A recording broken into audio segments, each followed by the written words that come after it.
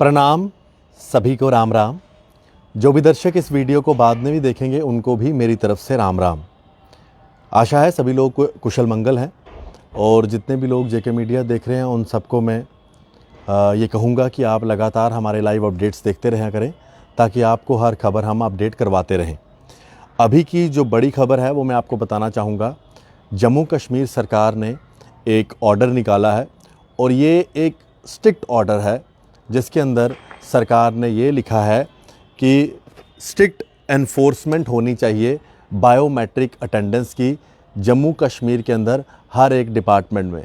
यानी कि जो अटेंडेंस लगती है जम्मू कश्मीर के जितने भी डिपार्टमेंट्स हैं उन सभी में बायोमेट्रिक अटेंडेंस होनी चाहिए और इसको स्ट्रिक्टली फॉलो करना है। ये सरकार का ऑर्डर आया है जो अभी अभी डिविज़नल कमिश्नर कश्मीर द्वारा ऑर्डर निकाला गया है। लेकिन अगर हम इस ऑर्डर को एक और तरह से देखें तो ये इशारा सीधे सीधे उन एम्प्लॉयज़ की तरफ है जो एम्प्लॉयज़ अपनी नौकरी छोड़कर जम्मू में नहीं बैठे हैं, जो एम्प्लॉयज़ अपनी नौकरी में सेफ्टी की बात कर रहे हैं। बड़ा डिफरेंस है। एक तो होता है कि अपनी नौकरी छोड़कर आ जाना, ये एम्प्लॉयज़ नौकरी छोड़कर नहीं आए हैं, ये अपनी जान बचा कर आए हैं। क्योंकि लगातार जो टारगेटिंग किलिंग्स, उसके बाद जो कुछ भी हालात कश्मीर में बने थे, ये लोग लगातार वही कह रहे हैं कि हमें सिक्योरिटी कहाँ है। अभी भी आपने देखा एक बैंक के मैनेजर के ऊपर हमला हुआ, वो तो भगवान का शुक्र है भगवान ने बचा लिया, वरना बड़ा मुश्किल था बचना। उससे पहले भी एक बैंक एम्प्लॉय के ऊपर हमला हुआ, एक टीचर के ऊपर हमला होता है, एक क्लर्क जो दफ्तर में बैठा होता है उसके दफ्तर में आके गोली मार दी जाती है। उसके बाद पीएम पैकेज के जितने भी एम्प्लॉयज़ हैं जम्मू में प्रदर्शन पे बैठे हुए हैं लगातार, लगभग अब तो 2 महीने से ज़्यादा होने जा रहे हैं। अमित शाह जी भी आए, उनका किसी ने बात नहीं की। इसके अलावा जो रिज़र्व्ड कैटेगरी के एम्प्लॉयज़ हैं, हिंदू कम्युनिटी के एम्प्लॉयज़ हैं, माइनॉरिटी कम्युनिटीज़ के एम्प्लॉय हैं जो कश्मीर में काम कर रहे थे, वो भी पनामा चौक में लगातार बैठे हुए हैं।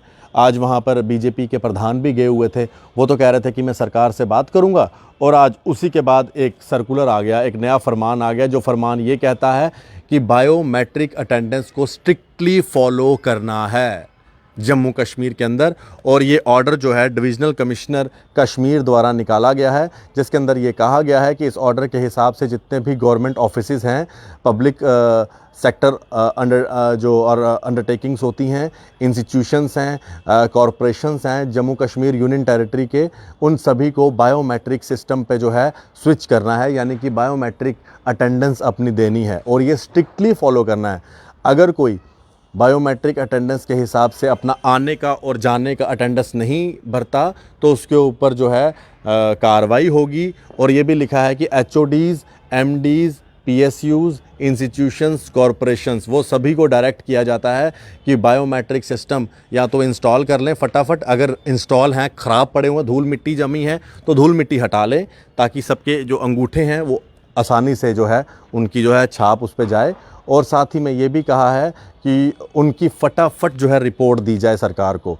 इसके साथ साथ ये भी कहा गया है जितने भी ये ऑर्डर डीडीओज़ को भी दिया गया है जो कि सैलरीज़ एम्प्लॉयज़ की निकालते हैं। ये बड़ा इंपॉर्टेंट पॉइंट है कि जो व्यक्ति बायोमेट्रिक अटेंडेंस के हिसाब से अटेंडेंस नहीं देगा उनकी सैलरीज़ नहीं दी जाएगी।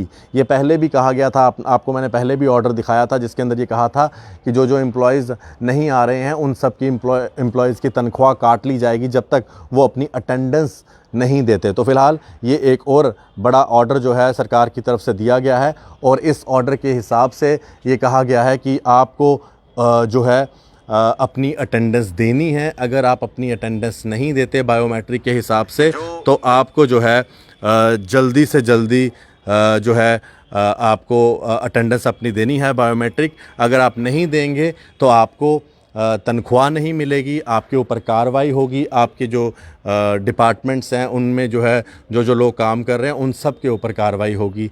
जो लोग जिस डिपार्टमेंट में काम कर रहे हैं उनके जो ऑफिसर्स हैं, उनके जो बॉसेस हैं, उनसे जो है लगातार इसके बारे में पूछा जाएगा। तो फ़िलहाल ये ऑर्डर सामने आया है और ये ऑर्डर को मैं आपको बता दूं कि ये ऑर्डर एक इशारा है उन एम्प्लॉयज़ के लिए जो एम्प्लॉयज़ जम्मू के अंदर प्रदर्शन के तौर पर बैठे हैं, जिनमें पीएम पैकेज एम्प्लॉयज़ हैं और रिज़र्व्ड कैटेगरी के एम्प्लॉयज़ हैं जो मिनॉरिटीज़ में कश्मीर में काम कर रहे हैं, जिनके ऊपर हमले भी हो रहे हैं, जिनमें से एक टीचर के ऊपर हमला हुआ जो कि सांबा की रहने वाली थी। उन्हीं के जो बाकी एम्प्लॉयज़ हैं यहाँ पर प्रदर्शन कर रहे हैं और साथ में रिलीफ कमिश्नर दफ्तर में वो पीएम पैकेज के एम्प्लॉयज़ प्रदर्शन कर रहे हैं, जिनके बीच में से एक एम्प्लॉय को गोली भी मार दी गई। और ये एक बार नहीं हुआ है, ये कई बार इस तरह के केसेस हो चुके हैं। और मैं आपको ये बता दूं कि ये एक ऑर्डर अभी अभी आया है और सेफ्टी के लिए ये लोग आए हैं। मैं एक बार फिर से अपने जितने भी दर्शक इस समय देख रहे हैं, क्योंकि मैं जानता हूँ बड़े सारे लोगों के माइंड में ये चल रहा है जी, अगर नौकरी करनी नहीं थी तो वहाँ पर क्या करने गए, अगर नौकरी नहीं करनी होती तो नौकरी छोड़ दें, हम लोग नौकरी करेंगे। वो नौकरी वहाँ से छोड़कर आ गए हैं, यहाँ आके प्रदर्शन कर रहे हैं, फ्री की तनख्वाह लेना चाहते हैं। तो मैं बता दूँ, तनख्वाह तो इनकी ऑलरेडी बंद है, तो कोई फ्री की तनख्वाह ले नहीं रहा। दूसरी बात, जो हमारे ये पीएम पैकेज के एम्प्लॉयज़ हैं और जो रिज़र्व्ड कैटेगरी के एम्प्लॉयज़ बैठे हुए हैं, नौकरी सबको चाहिए, लेकिन नौकरी के साथ साथ गोली नहीं चाहिए ना, जो बंदूक की गोली है वो नहीं चाहिए। इसलिए घर पे बैठ के बातें करने वाले बड़े लोग हैं, जैसे इन्हें रिपोर्टिंग नहीं आती, किसने रिपोर्टर बना दिया, ऐसे ऐसे लोग हैं, बड़े सारे लोग हैं परेशान जीवी। वही परेशान जीवी लगातार बोलते रहते हैं, ये जी नौकरी छोड़िए आइए दे, ये फ्री च तनख्वाह खानी, इन्हें की अगर पता ही कि इन्ना डर खतरा है तो क्यों गए कश्मीर। कोई भी नौकरी अपनी जान देकर नहीं करनी है, नौकरी भी करनी है और जान भी तो नहीं जानी चाहिए ना। जिन लोगों की जान चली गई, आप बताइए क्या उनकी जान वापस मिल सकती है? तो ये लोग कोई अपने लिए गलत बात नहीं कर रहे हैं, ये सेफ्टी की बात कर रहे हैं। और इन्होंने क्या बात कही, जब सेफ्टी ही नहीं तो क्या करें। और आप रोज़ाना देख लीजिए, वो जो कायर आतंकवादी हैं रोज़ाना पर्चे निकाल रहे हैं कि हम यहाँ पर किसी को काम नहीं करने देंगे, जो नॉन लोकल लेबरर हैं उनको काम नहीं करने देंगे। क्या नॉन लोकल लेबरर हमारा यूपी पंजाब बिहार का है तो वो नॉन लोकल हो गया? नॉन लोकल तो ये आतंकवादी हैं, ये हैं जो बाहर से दिमाग वॉश करके आते हैं, ये हैं अपने आप को लोकल कहेंगे और जो बेचारे काम करने वाले हैं उनको नॉन लोकल। बताइए।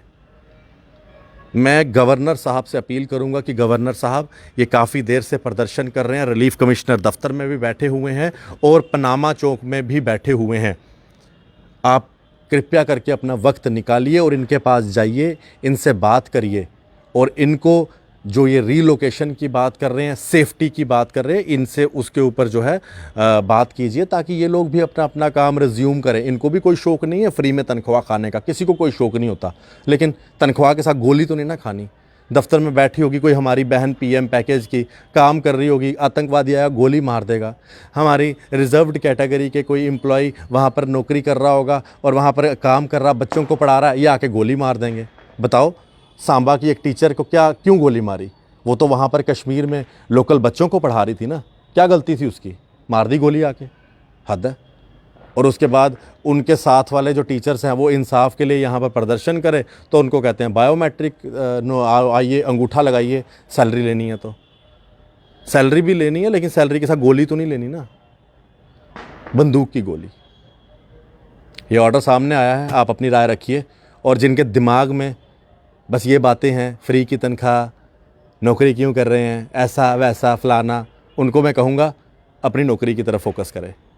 आधे तो वो हैं जो सरकारी नौकरी करते हुए काम नहीं करते, जानता हूँ मैं, काम नहीं करते, बस खाली कमेंटबाजी करते। काम करिए, सोसाइटी के लिए कुछ अच्छा सोचिए, बाकी जिसको जो करना है वो अपने तरीके से कर रहा है। देखते रहें जेके मीडिया। धन्यवाद। राम राम।